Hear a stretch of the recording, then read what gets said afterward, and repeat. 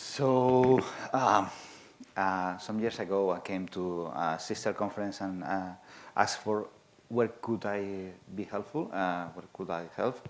Someone, I'm not going to point who, told me about the StratML that they needed help. I contributed to the StratML form, the version 1 and version 2. I know I'm not the only one from this audience because I've seen names of some of us there, and I know other people have contributed too. So today I want to share a little bit about StratML, share some of the basics, state why StratML is still valuable, show some tooling. The idea a few months ago was to come here with a very polished and prepared evaluation proposal for. Since we started working on that, Owen, that we all know, most of us know, pointed out that some of these concepts were introduced in the version 3 of the StratML. So there was a schema from several years ago that was supposed to be too complex to go on. So he sort of told me that we should go there because it's too complex and we were not going to be able to deliver. That's exactly how a challenge is stated in my hometown. So instead of a very polished presentation of this objectives evaluation proposal, we are going to see the StratML 3 form, the first version, and we also will be seeing a working version of a proposal for an objective evaluation of a proposal for machine-based evaluation of the objectives. So this is a little bit my personal view, so sorry if you don't adhere at some point. First question is, what is StratML? StratML is a ANSI ISO standard for strategic planning. Strategic planning is about planning activities on a broad scale or high level. It involves normally a fair amount of resources or time or persons, or normally groups of persons. The main purpose is usually to change how a people or a group of people behave, or changes in infrastructures, or but it's usually how people change in people behavior. Since StratML is about involving a lot of people, one of the key lessons is to avoid the detail. When you get a lot of detail, it can obstruct the design of the plan and the delivering of the plan, because you have to check with a lot of persons, and that involves more work, and that constrains the plan advance. And also, since we are talking about the strategic planning, there should be other plans afterwards. So another key lessons from StratML is to share the context of the plan, the information of the plan, because other people will have to decide and take decisions on things that we are supposed to achieve. Last question, but more focus on this audience. Why do we use a document and not JSON? A JSON format, for example, could be useful for interacting with a server. JSON is an object serialization, and object is an abstraction. And since we are not wanting to get tied to a working solution, but we are interested in the information that's not interesting, we had an interesting talk with the group from United Nations a few years ago that develops the SDGEO. United Nations have a set of goals, and they publish like an RDF, an ontology, it has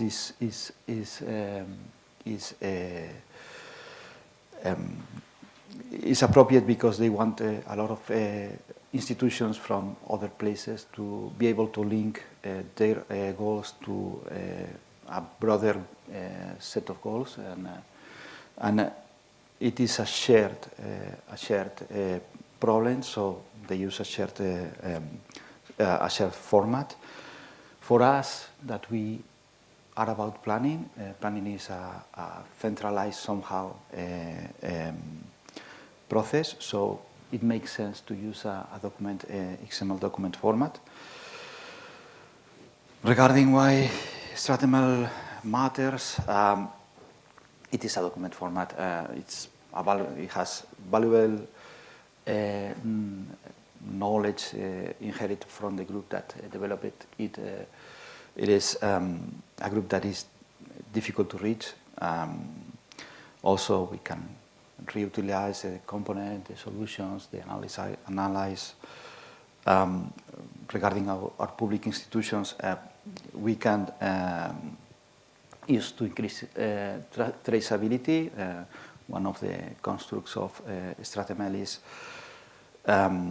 going from goals to objectives, then go down to measuring instance, indicators, measuring the instance, and then the results. So you have a relation between the main intentions and the final results, and you have a clear chain where you can check how it was stated, how it was designed, and how it was measured. Regarding private entities, it's about not reinventing the wheel. It's a cost saver. Not only developing a similar solution, but also the analysis cost, the communication cost, and even we can go on there, but maybe we can talk a little bit later. There are several use cases nowadays that we have that could be StratML could be useful for them. We have all kinds of challenges, extremism, global warming, all kinds of services from our governments to get improved, and we are in a context where we need more and more shared solutions. We have remote work, and we have responsibilities among groups are more shared every day. So StratML could also be helpful there. We have problems shared with other document-based technologies.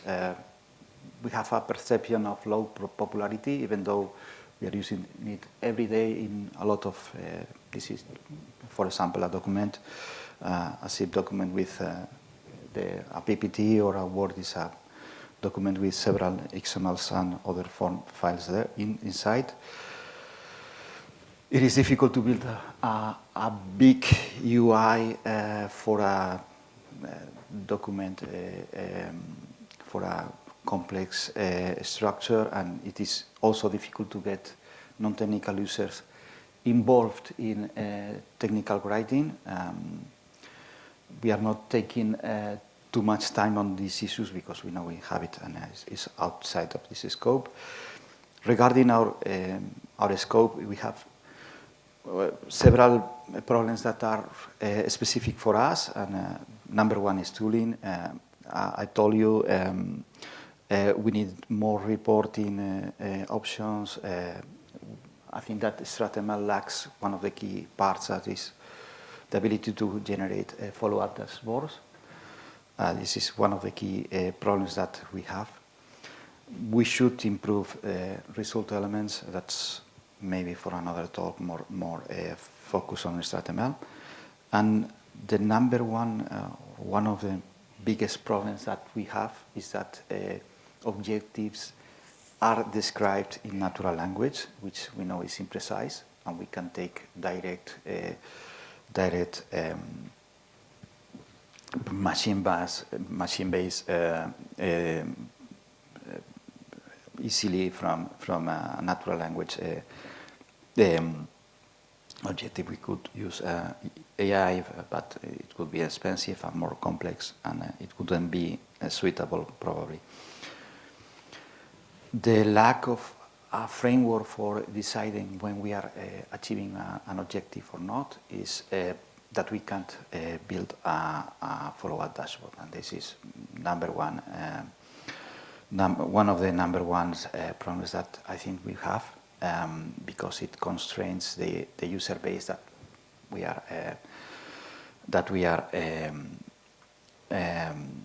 targeting at. Regarding tooling, I promise that we will be looking at the StratML the StratML is a huge form for now. We have lots of elements, and from previous experience, what I know is that it can be overwhelming. It can have a lot of information and be difficult to follow up. So one of the key aspects of the new form is to keep it as small as possible until it's needed. Keep out any information that a user might not be interested in. So the form is about being as clean as possible. We also, since we have several nesting levels, I'm adding vertical rulers on the left side, and that can be aligned and ordered. So now it's here. And we also added pajama scheme colors to the rulers, so it's easier to keep track of the elements. As you might understand, this is a huge, potentially huge form. It's based on Xforms, and the other lesson that I took from previous forms is that it has so many elements that once you get started with the development, you get also constrained by the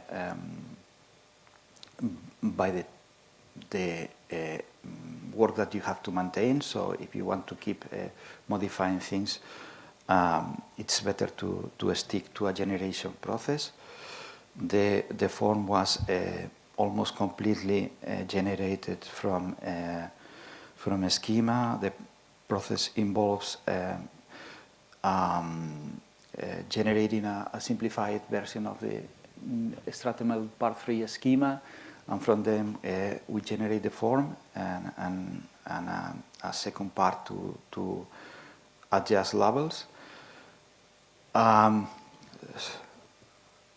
In order to maintain the first view of the Xforms clean, we avoid any optional element in the initial instance. This is also generated from the schema. And if we have an instance of the document to be copied from in the Xform, we will be adding a lot of information too. So there's a second instance only for copied values, that it has 2 steps. We take any possible element, and from that possible element we only take the required elements.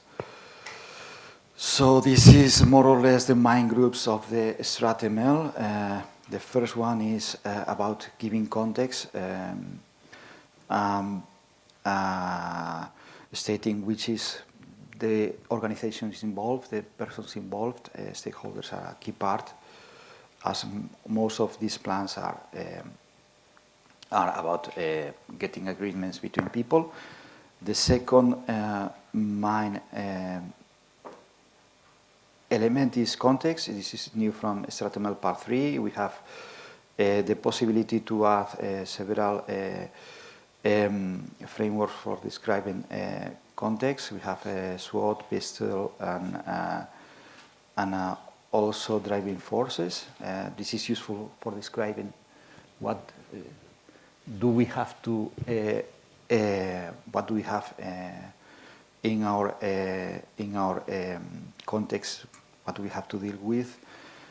The other and the main part is defining the goals, objectives. As I've told you, there's a change between goals that don't need to be objectives where we lower down the definition, indicators, that's how we are going to measure, and then results. This is potentially a huge form, as you can see.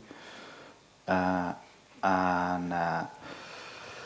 as I've told you, we have, I know we are getting close to the end, we have a difficulty that is, since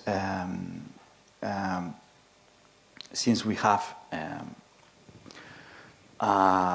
objectives specified in natural language in the current status of StratML, we cannot easily take a view of if we have achieved an objective or not. It's normally the bigger the better rule, but we have situations where it is not that simple, like efficiency measures or things that we might agree between people, like if you have a plan and you achieve like 80% of the main goals, you might find yourself that it's we might agree naturally that it's a good plan, but a machine might not see it in that way. No, so the proposal is to add. It's about adding a description where we can describe. It's not very complicated, very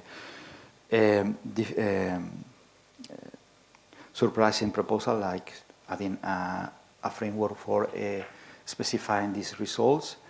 This is a different form where we can. We normally state evaluation in two ways, like reference with where we say, well, we want to get to this. This value might be like optimal, and this value might be below that point. It will be a failure. We call it references. The other option is to state rules. If you don't jump that high, you are not good enough. We have these two options to evaluate by reference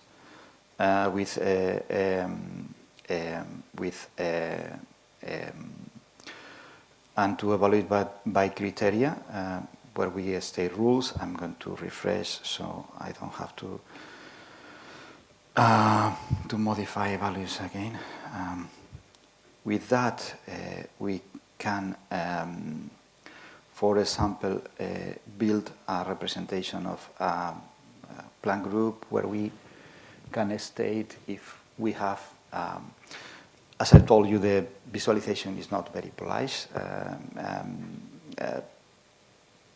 but we can, using that simple rule with that add only two fields to the schema, or not the schema, but only two additional fields most of the time. We can take a look at if we have achieved the result or not. This is, as you might check, we are going to save it. I'm not sure if, so we also can change the value, and this will be, as you know, we have target results and actual results, and this works on the comparison. So we've changed the sign, we should be having the modification. It's not that very impressive presentation, but this will be work in the next weeks. Since we're running out of time, I'm running out of time. I'm going to also. This is built on Salvora. Salvora is a small server-like component for Xforms. It started as a small server instance to serve Xforms with the three most usually common folders: the data, configuration, and the forms. I have evolved it a little bit, so nowadays, sorry.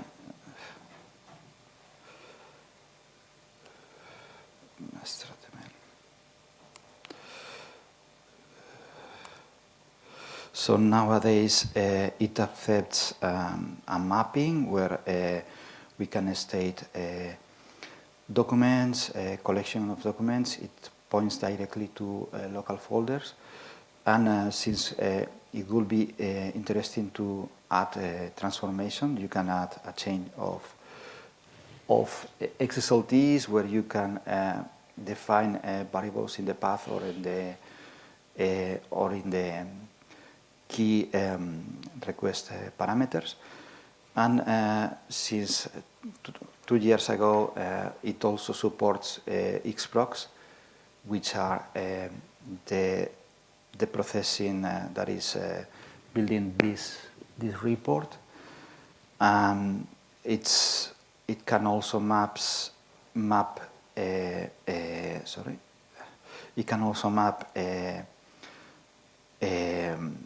path-like parameters to Xproc options, and it's for me, it's one of the simplest ways to start with Xproc 3. It's based on Morgan Xproc, obviously, we can take a look at the evaluation Xproc that is this kind of simple one. This takes a chain of XSLTs and store it in a folder. We have the ability to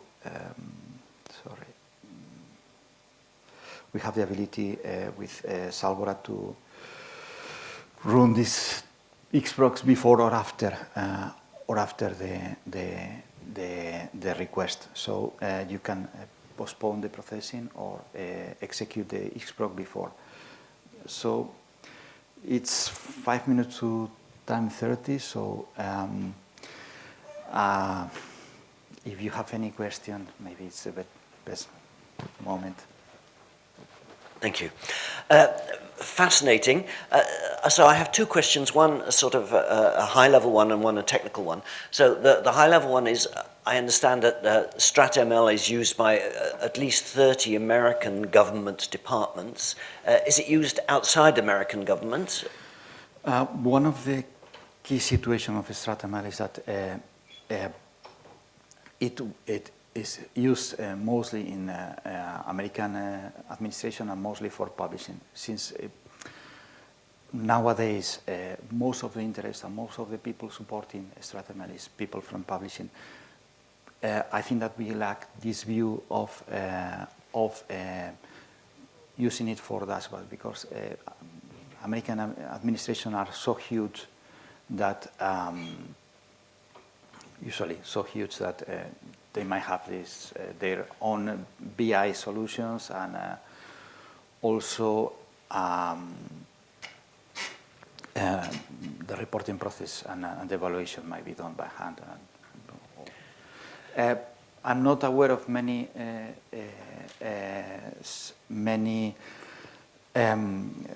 use cases or adoption cases here. This talk is about suggesting you to use it, as it's a natural tool for this audience, and it can put you in contact with remarkable client users.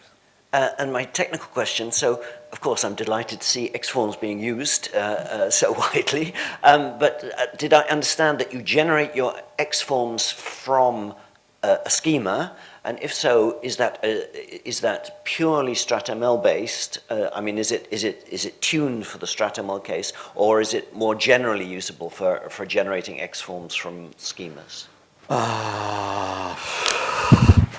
You know, schema is big, so it's a tool developed based on this schema, and it's a general tool that will be available in GitHub in the next days. It can generate an Xform, and the Xform that we are seeing is most of this application is Xforms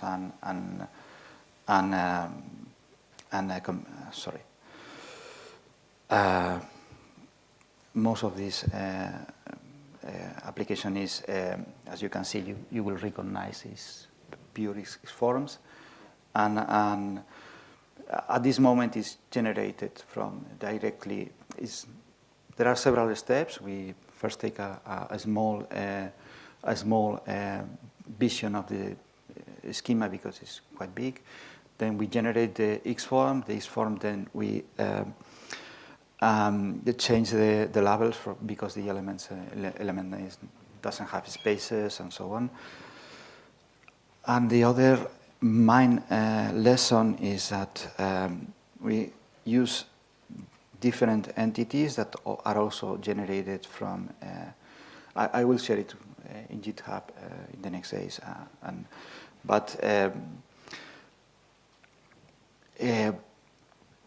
the problem that we have with the StratML part 1 is that it was so huge on the beginning that you see so many fields that you get lost easily, and so the key way to make it smaller was to remove from the initial entity any optional element, and then we realized that doing so we need a third entity just to take the small elements and create these fields. As you can see, the Xform is quite huge. And, yeah. I think there's one more question. No, we've run out of time. I'll take it offline with Jorge. Yeah. Okay, Jorge, thank you. For your attention. Now we'll quick